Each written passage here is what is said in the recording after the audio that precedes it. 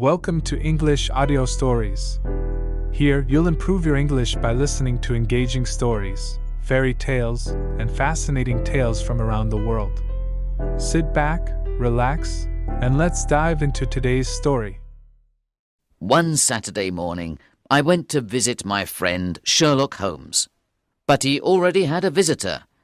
His visitor was a large man with a red face, small eyes, and bright red hair. "I see you're busy, Holmes. I'll come back another time," I said. "You came at the perfect time, my dear Watson," said Holmes warmly. "I thought you were busy," I said. "I am busy. Very busy," he replied. "I'll wait in the other room," "No," said Holmes, and he turned to the visitor. Dr. Watson helped me in many of my most successful cases, Mr. Wilson.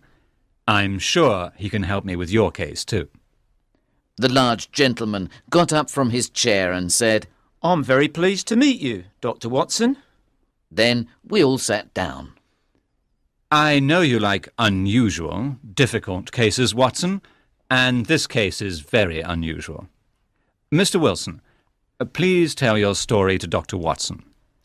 Mr. Wilson took an old, dirty newspaper out of his pocket and began looking at the advertisements in it. I watched him carefully. From his clothes, I saw that he was an ordinary British shopkeeper. Holmes saw me watching the old man. He smiled and said, "I see you're trying to be a detective, Watson. Well, it's clear that Mr. Wilson was a workman in the past, and he also lived in China for some time. Recently, he did a lot of writing." Mr. Wilson was very surprised. "How do you know all these things, Mr. Holmes?" "You are right. In the past, I was a workman." "Your hands show it, Mr. Wilson," Holmes said. "Your right hand is bigger than your left. You used your right hand a lot." "But how did you know that I wrote a lot recently?" "I looked at the sleeves of your shirt, Mr. Wilson. The material of the right sleeve is much thinner. That shows you were writing at a desk." "And how did you know that I lived in China?" You have a tattoo of a pink fish on your right hand. That tattoo is only done in China. You see, I like studying tattoos. And there is a Chinese coin on your watch chain." Mr. Wilson laughed loudly and said, "At first I thought you were extremely clever, but perhaps it wasn't so difficult after all." Holmes looked at me and said, Sometimes I think that it's better not to explain my methods, dear Watson." He turned to Mr. Wilson and said, "Did you find the advertisement?" "Yes, here it is," he said, pointing to it with his big red finger. It was an advertisement in the Morning Chronicle of 2 months before. "The Red-Headed League. Man needed for new job at League. Pay £4 a week. Work office-based. Job only open to people with red hair. Come to Red-Headed League offices, 7 Pope's Court, Fleet Street, London, at 11 o'clock Monday morning. Duncan Ross." "What does it mean?" I said, after reading this strange advertisement twice. Holmes laughed happily. It's very unusual, Watson, isn't it? And now, Mr. Wilson, please tell us everything about yourself, your home, your work, and this Red-Headed League." "Well, I have a shop below my house at Saxe-Coburg Square in London. It isn't a very big business, and I don't make much money now. I only have one assistant in the shop. Luckily, he wants to learn the business, so he accepts half pay." What is your young assistant's name?" asked Holmes. "His name is Vincent Spaulding, but he's not very young.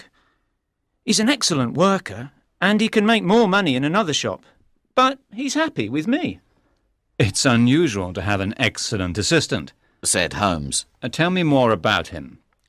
"Spaulding loves photography, and spends a lot of time in the cellar developing his pictures. He's sometimes in there for hours. But he's a very good worker. Are there any servants in your home? There's a young girl. She cooks and cleans the house. She, Spaulding and I are the only people in the house. My wife is dead, and I have no children. About 2 months ago, Spaulding came into my office with this newspaper in his hand and said, "I'm sorry, my hair isn't red." I asked him why, and he said, "Well, with red hair I can get an easy job and make a lot of money. Look at this advertisement. The Red-Headed League is a club for men with red hair, and it's offering a job to men with red hair. You should apply for the job. You have bright red hair." I asked him, "What's the pay?" He said, £4 a week, and you can easily continue working here. Well, Mr. Holmes, £200 a year is very useful to me, so I asked Spaulding for more information. He showed me the advertisement and said, "I've heard that the club's money came from a rich American, Ezekiah Hopkins. He was a strange man with red hair. He died and left all of his money to the Red-Headed League. The money is used to give easy jobs to men with red hair." "But thousands of men have red hair," I said. "I can never get the job."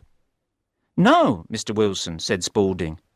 "The Red-Headed League gives jobs only to people from London. Ezekiah Hopkins was born in London and he loved this city.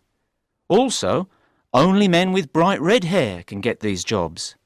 The club doesn't accept men with dark red hair or light red hair. You can get the job easily." I decided to ask Spaulding to come with me to the Red-Headed League's offices, said Mr. Wilson. I closed the shop for the day and we went to Fleet Street. Spaulding was happy to have a holiday. Fleet Street was full of red-haired men, and Pope's Court looked like a basket of oranges. But few men had bright red hair like mine. Spaulding pushed through all the people and we got to the office. There was little furniture, 2 uncomfortable chairs, a kitchen table and a bookcase. A small man with bright red hair sat at the table and spoke to lots of red-headed men.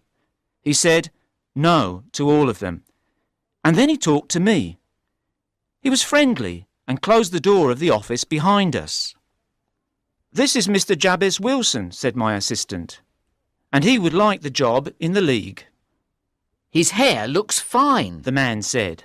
"But is it real? We must be careful." He suddenly took my hair in his hands and pulled it. I cried out because he hurt me. "You have real tears in your eyes. This means your hair is real. Congratulations! The job is yours." He shook my hand warmly and said, "My name is Duncan Ross, and I am the secretary of the league. When can you begin?" "Well, I have a business already," I said. "Oh, don't worry about that, Mr. Wilson," said my assistant. "I can look after the shop for you." "What are the working hours?" I asked Mr. Ross. "From 10 o'clock in the morning until 2 o'clock in the afternoon." "You see, Mr. Holmes, I do most of my work in the evening. I could easily work for Mr. Ross in the morning, and I knew Spaulding could look after the business in the morning." "Those hours are fine," I said happily. "What must I do?" "Your job is to copy the Encyclopaedia Britannica. You must bring your own pen, ink and paper, and you must never leave the office until 2 o'clock. Can you start tomorrow?" "Certainly," I answered. The next morning I bought some paper and started working at Pope's Court. Mr. Ross showed me the beginning of the letter A in the encyclopedia, and then he left. Every day I finished work at 2 o'clock. Each week Mr. Ross gave me £4 in gold. This continued for about 8 weeks, and I nearly finished copying the letter A.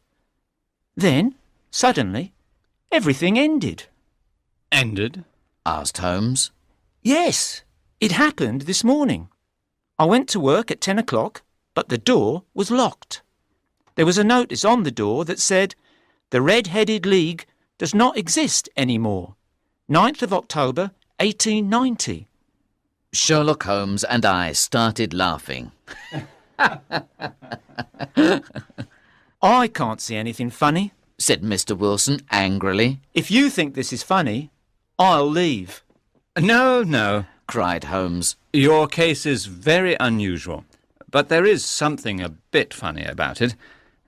Please, Mr. Wilson, continue.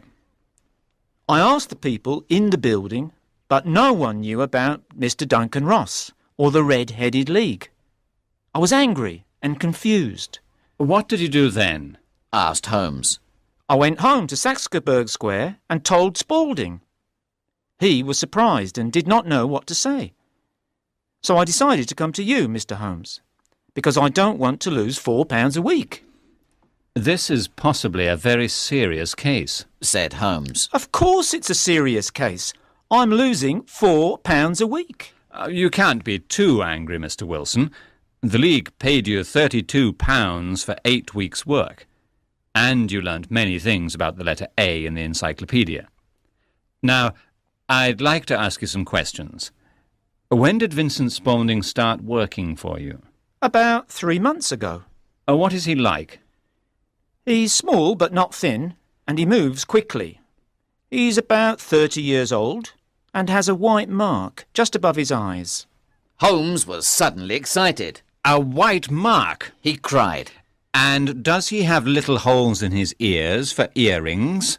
Yes, he does. Said Holmes, sitting back in his chair. Well, Mr. Wilson, I want to think about this case. Today is Saturday. On Monday, I'll have an answer. Well, Watson? Said Holmes when our visitor left. What do you think of this strange case? I don't know, Holmes. It's very mysterious and confusing, Yes, I agree. replied Holmes. I must work hard on this case. What are you going to do? I'm going to smoke my pipe. Please don't speak to me for 50 minutes. Holmes sat down in his chair, closed his eyes, and started smoking his old black pipe. Holmes is probably sleeping, I thought.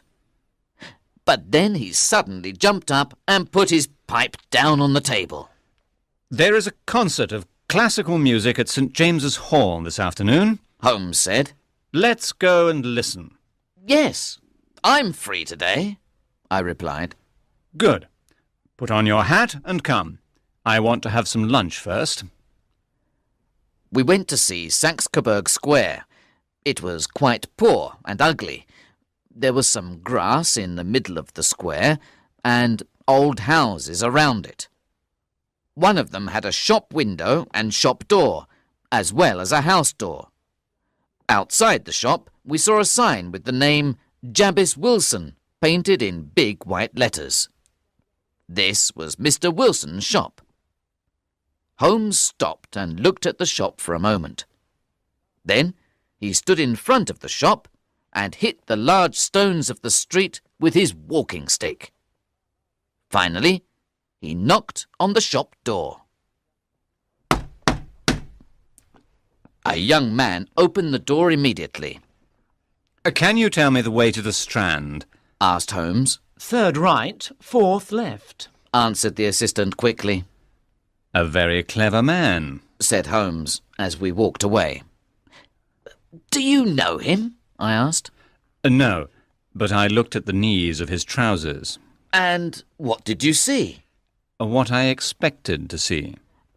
And why did you hit the stones of the street? My dear doctor, this is a time for looking, not for talking. Let's go and look at the street behind the square. We left the square and we were soon in one of the noisiest streets in London. We saw a bakery, a newspaper shop, a restaurant, and an office of the City and Suburban Bank. We did our work well, Watson, Said Holmes. Now let's have some lunch and then go to the concert. Holmes was a very good musician, and he loved concerts. After the concert, he said, Do you want to go home now, Watson? "Yes, I do, Holmes," I have many things to do. he said. This case at Saxe-Coburg Square is serious.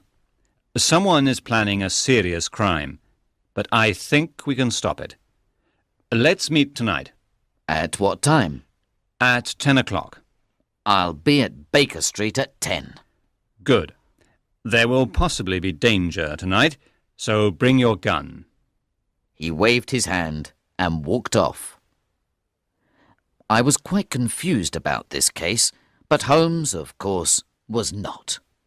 I saw and I heard exactly the same things as Holmes saw and heard, but he seemed to understand everything, and I understood nothing. I thought about it for a long time, but everything was still a mystery to me.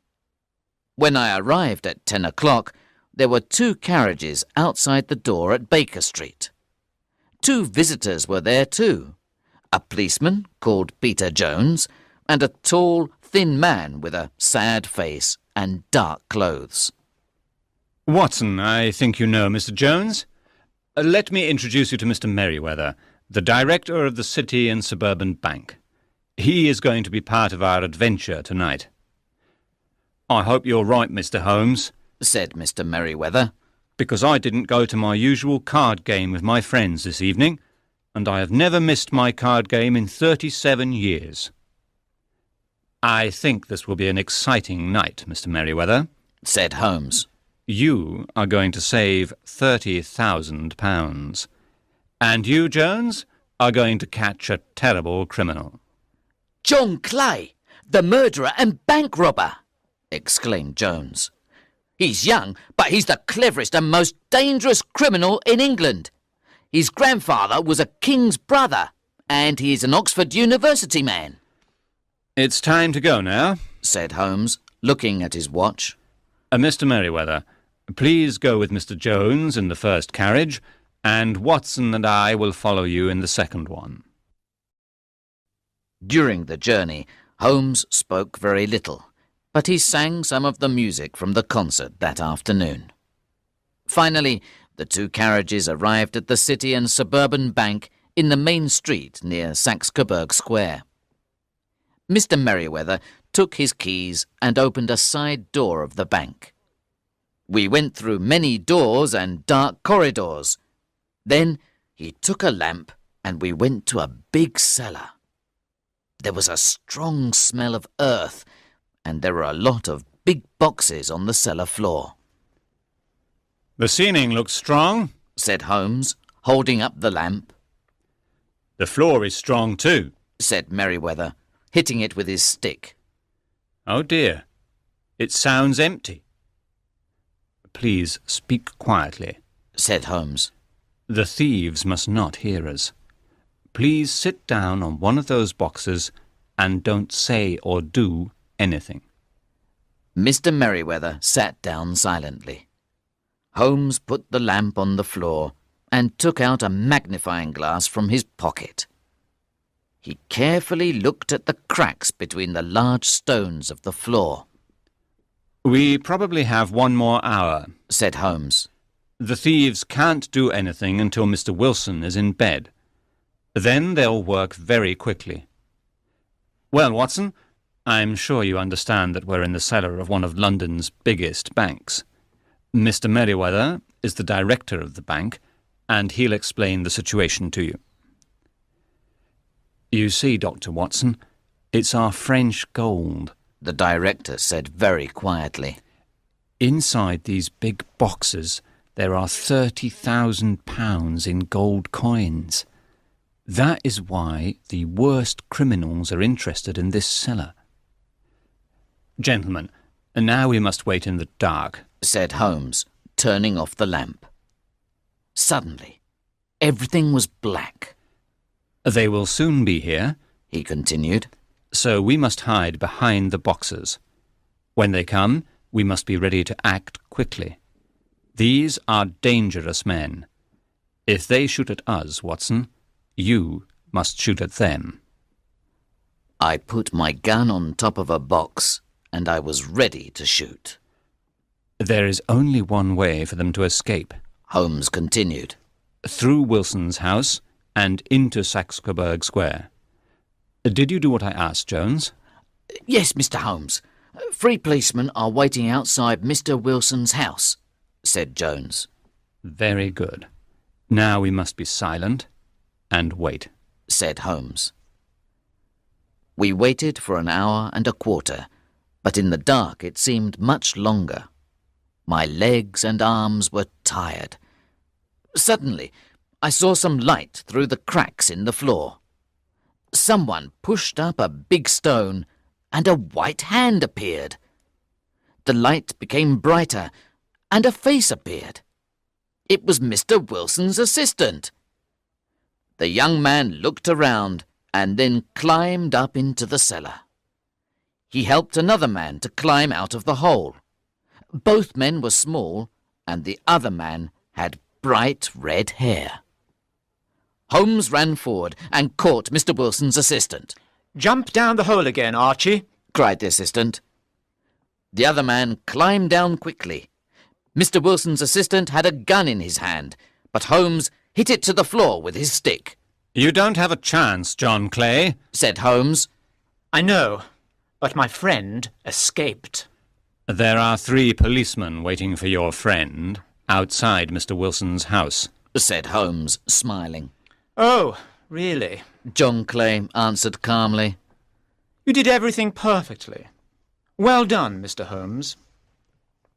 Well done to you, Holmes answered. Your idea of the Red-Headed League was new and unusual. Give me your hands, said Jones to Clay. I'm going to put handcuffs on you now. "Don't touch me with your dirty hands," cried Clay. "I am the grandson of a king's brother.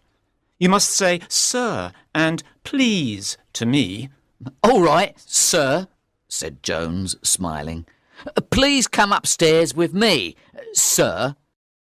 We can call a carriage, sir, and take you to the police station. "That's better," said Clay. He smiled to the 3 of us and walked away quietly with Jones. I don't know how to thank you, Mr. Holmes, said Mr. Merriweather. This was certainly an exciting night. You stopped one of the biggest bank robberies in history. This was a very interesting case, and I enjoyed it, said Holmes. In the early hours of the morning, Holmes and I returned to Baker Street. You see, Watson, Holmes said, drinking his cup of tea. The reason for the Red-Headed League was very simple. Clay and his friend Duncan Ross wanted to get Mr. Wilson away from his shop for several hours every day. But how did you know that they were planning a bank robbery? I asked. Well, Watson, I thought of the assistant's hobby, photography. We knew that the young man spent a lot of time in the cellar developing his pictures. Mr. Wilson described Vincent Spaulding to me, and I knew immediately that he was John Clay, the famous bank robber. Clay was doing something in Mr. Wilson's cellar. He was in the cellar for several hours a day for many weeks. And what was he doing? He was digging a tunnel to another building. You were surprised when I hit the stones in Saxe-Coburg Square with my stick. Well, I wanted to know if the tunnel was in front of the house or behind it. Then I rang the bell. I didn't go into the shop because I only wanted to see Spaulding's trousers. The knees of his trousers were dirty with brown earth. When I discovered that the City and Suburban Bank was behind Mr. Wilson's house, I suddenly understood everything. But how did you know that the robbery was tonight? I asked him. My dear Watson, they closed the League office because they weren't interested in Mr. Wilson's work anymore. So I knew the tunnel was finished, and they had to use it soon. Saturday night was the best time for them because no one could discover the robbery until Monday morning. So I knew the robbery was tonight. You solved this mysterious case beautifully, Holmes, I said. Thank you, Watson. Well, at least this case wasn't boring.